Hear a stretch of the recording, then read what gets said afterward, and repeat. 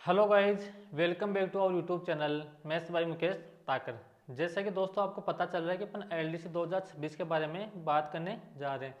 इसके फॉर्म कब से स्टार्ट होंगे, इसकी एग्ज़ाम कब होगी, इसके टोटल पोस्ट कितने की, तमाम चीज़ों पर अपन यहाँ पर क्या करेंगे, डिस्कस करेंगे। तो पहली बात तो अपन यहाँ पर क्या बात करेंगे, इसकी टोटल पद कितने आएंगे।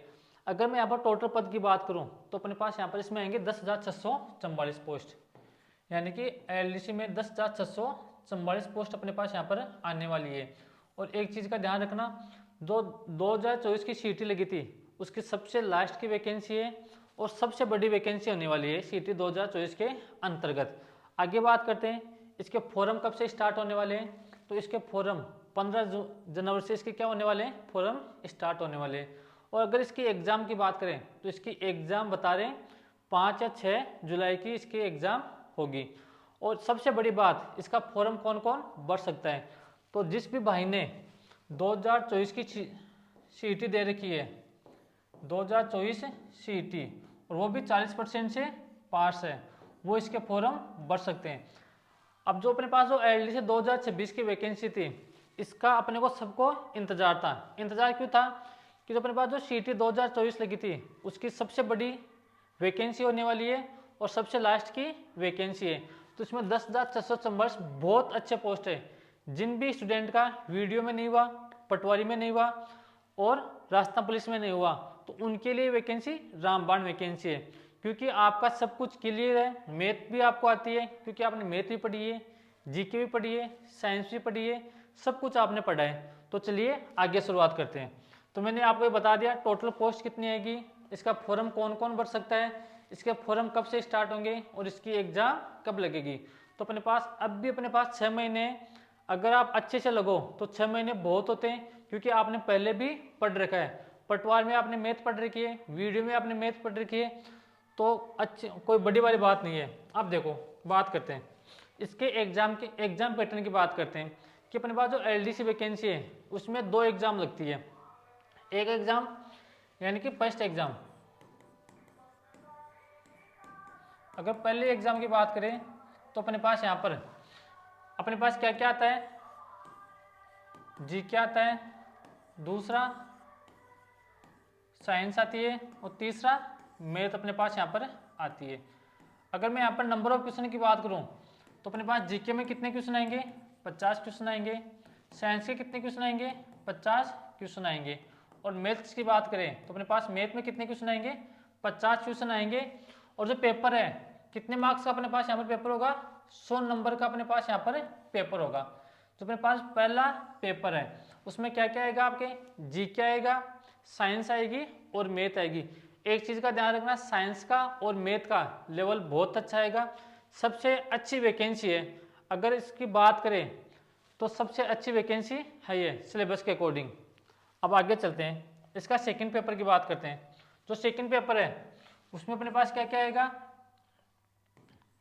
हिंदी आएगी और क्या आएगी, इंग्लिश आएगी। अगर नंबर ऑफ क्वेश्चन की बात करें यहाँ पर तो 75 क्वेश्चन तो किसके आएंगे, हिंदी के आएंगे, और 75 क्वेश्चन किसके आएंगे, इंग्लिश के आएंगे। अगर टोटल नंबर की बात करें तो अपने पास पेपर कितने नंबर का होने वाला है, टोटल मार्क्स, तो अपने पास 100 नंबर का पेपर होने वाला है। यानी कि 100 नंबर का ये पहला पेपर है और 100 नंबर का ही दूसरा पेपर है। तो अपने पास जो मेरिट बनेगी, टोटल मेरिट बनेगी अपने पास लास्ट में, तो कितने नंबर पर बनेगी, 200 नंबर पर अपने पास यहाँ पर मेरिट बनेगी। और अगर इसकी बात करें तो पहला पेपर है उसमें भी आपको 3 घंटे का समय मिलेगा और जो दूसरा पेपर है उसमें भी आपको 3 घंटे का समय मिलेगा। तो समय का अपने पास यहाँ पर अभाव कुछ भी नहीं है। अब आगे बढ़ते हैं, और अगर इसकी नेगेटिव मार्किंग की बात करें तो 1/3 इसमें नेगेटिव मार्किंग है। अब देखो पहला पेपर की बात करते हैं तो 100 नंबर का पेपर होगा। क्वेश्चन कितने आएंगे, 150 क्वेश्चन आएंगे। 50 क्वेश्चन जीके के आएंगे, 50 क्वेश्चन साइंस के आएंगे और 50 क्वेश्चन किसके आएंगे, अपने पास मैथ के आएंगे। अगर टाइम की बात करें तो 3 घंटे का आपके पास समय है, समय का अभाव अपने पास नहीं है। आगे बात करें यानी कि सभी क्वेश्चन इक्वल नंबर के हैं। अगर माइनस मार्किंग की बात करें तो 1/3 अपने पास यहाँ पर क्या नेगेटिव मार्किंग है। ये अपने पास पहले पेपर की बात होगी। अब मैं बात करता हूँ सिलेबस की कि अपने पास जीके में क्या आएगा, साइंस में कौन कौन से टॉपिक आएंगे और मैथ में कौन कौन से टॉपिक आएंगे। तो चलिए आगे बढ़ते हैं। ये रहा। अब देखो सामान्य ज्ञान की बात करते हैं, पहले जीके की बात करते हैं। इसमें क्या दे रखा है, चलो स्टार्ट करते हैं। यहाँ पर क्या दे रखा है सामान्य ज्ञान में, यानी कि समसामयिक मामले, राष्ट्रीय व प्रादेशिक स्तर के प्रमुख घटनाएं व मुद्दे तथा संबंधित संगठन व संस्थाएं। अपने पास पहला पार्ट अपने पास क्या है, जीके का ये रहा। दूसरे पार्ट की बात करें, भूगोल व प्राकृतिक संसाधन। इसमें क्या क्या टॉपिक पढ़ने हैं आपको, भारत की पारिस्थितिकी व वन्य प्राणी, राजस्थान की भौतिक दशाएं, जलवायु, वनस्पति व मृदा प्रमुख भौतिक विभाग, मानव संसाधन, जनसंख्या व जनजातियां, राजस्थान के प्राकृतिक संसाधन, खनिज, वन, जल, पशु, अन्य प्राणी व संरक्षण। ये आपको क्या पढ़ना है, राजस्थान का भूगोल पढ़ना है। अब आगे बात करते हैं, आगे क्या क्या टॉपिक दे रखा है वो देखो। राजस्थान में कृषि व आर्थिक विकास, राजस्थान की प्रमुख फसलें, कृषि आधारित उद्योग, प्रमुख सिंचाई परियोजनाएं, मरुभूमि के विकास संबंधित परियोजनाएं, हस्त उद्योग, विभिन्न आर्थिक योजनाएं, कार्यक्रम व विकास की संस्थाएं, इनमें पंचायती राज व उनकी भूमिका भी अपने पास यहाँ पर दे रखी है। आगे बढ़ते हैं, आगे क्या क्या दे रखा है वो भी देखो। राजस्थान का इतिहास व संस्कृति, मध्यकालीन आपको इतिहास पढ़ना है, स्वतंत्रता आंदोलन व राजनीतिक चेतना पढ़ना है, राजनीतिक पुनर्गठन, लोक भाषाएं व साहित्य, लोक संगीत व लोक नृत्य, संत कवि योद्धा, लोक देवताएं, लोक देवियां, सांप्रदायिक मेले व त्योहार, रीति रिवाज, वेशभूषा व आभूषण। ये सब आपने पटवार में भी पढ़ रखे हैं, वीडियो में पढ़ रखे हैं, और राजस्थान की आपकी एग्जाम हुई थी उसमें भी आपने पढ़ रखे हैं। तो आपको क्या करना है, आपको रिवीजन करना है और अच्छे से रिवीजन करना है। आगे देखो, ये क्या है, राजस्थान का औद्योगिक विकास, प्रमुख उद्योग व औद्योगिक क्षेत्र, कच्चे माल की उपलब्धता, खनिज आधारित बड़े छोटे व कुटीर उद्योग, ऊर्जा के विभिन्न स्रोत, जल विद्युत, तापीय, अणु, पवन व सौर ऊर्जा। यानी कि आपको पूरा टॉपिक दे रखा है, जो अपन को सिलेबस दे रखा है वो टॉपिक वाइज आपको दे रखा है, क्या क्या आपको पढ़ना है, एक्स्ट्रा आपको बिल्कुल भी नहीं पढ़ना है। आगे बढ़ते हैं। अब देखो मैं आपकी बात करता हूँ साइंस की बात। यहाँ पर एक चीज ध्यान रखना, साइंस बहुत इंपॉर्टेंट है और साइंस का जो पार्ट है वो भी बड़ा है। साइंस में आपको फिजिक्स दे रखी है, केमिस्ट्री दे रखी है और क्या दे रखी है, बायो दे रखी है। आपको तीनों पार्ट पढ़ के जाना है।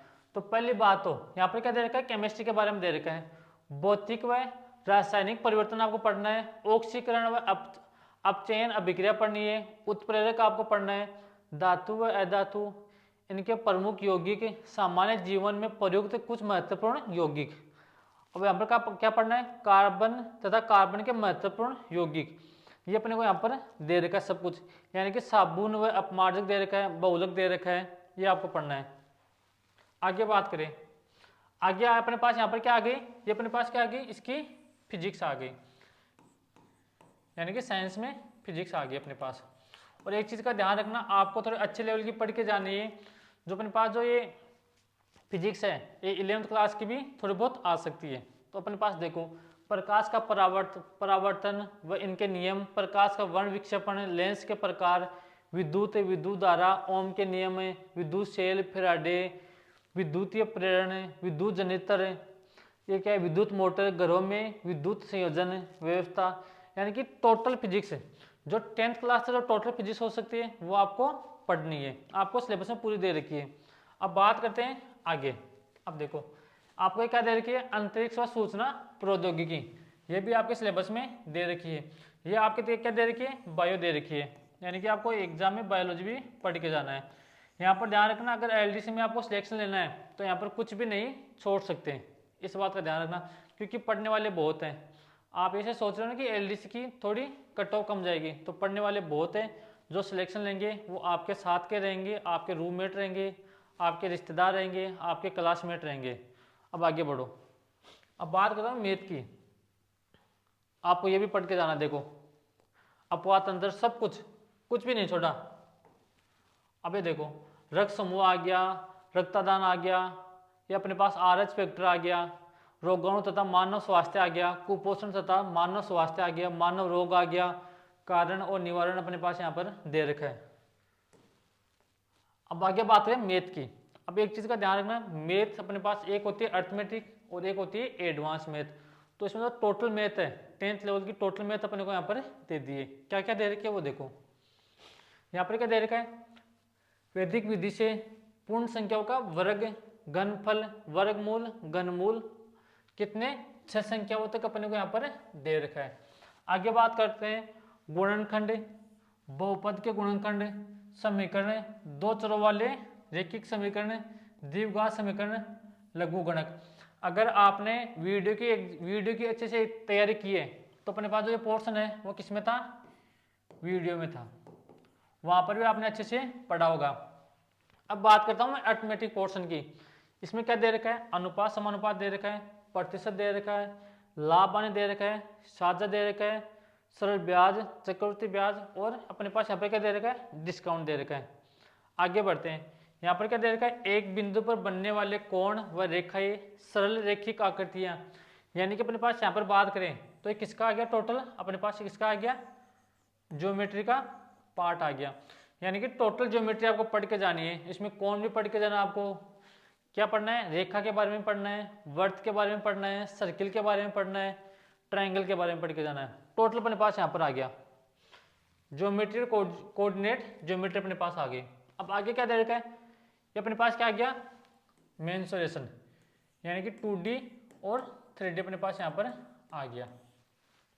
अभी अपने पास क्या आ गया, कोण व उनके माप, न्यून कोण के त्रिकोणमितीय अनुपात, ये अपने पास क्या आ गया यहाँ पर, ट्रिग्नोमेट्री, यानी कि हाइट एंड डिस्टेंस, ट्रिग्नोमेट्री और हाइट एंड डिस्टेंस।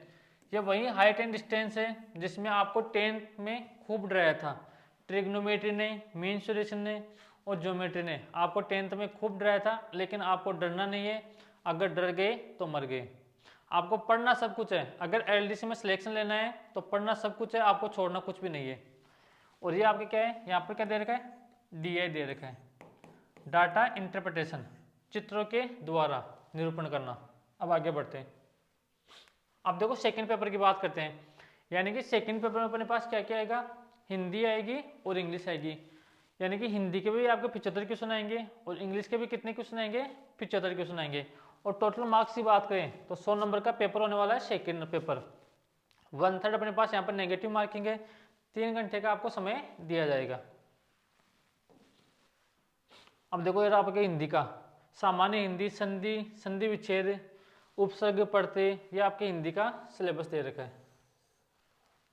इसको आप पढ़ लेना आराम से। आपका नोटिफिकेशन है उसमें भी आपको सब कुछ दे रखा है। ये रहा आपका हिंदी का सिलेबस हो रहा है, वाक्य शुद्धि, अशुद्धि, वाक्यों का शुद्धिकरण, सब कुछ दे रखा है। अब देखो आगे, ये रहा आपके इंग्लिश का सिलेबस। इंग्लिश में क्या क्या दे रखा है, sequence of tense, active voice, passive voice, narration, direct, indirect, सब कुछ आपको दे रखा है। क्या क्या दे रखा है आप यहाँ पे पढ़ सकते हो।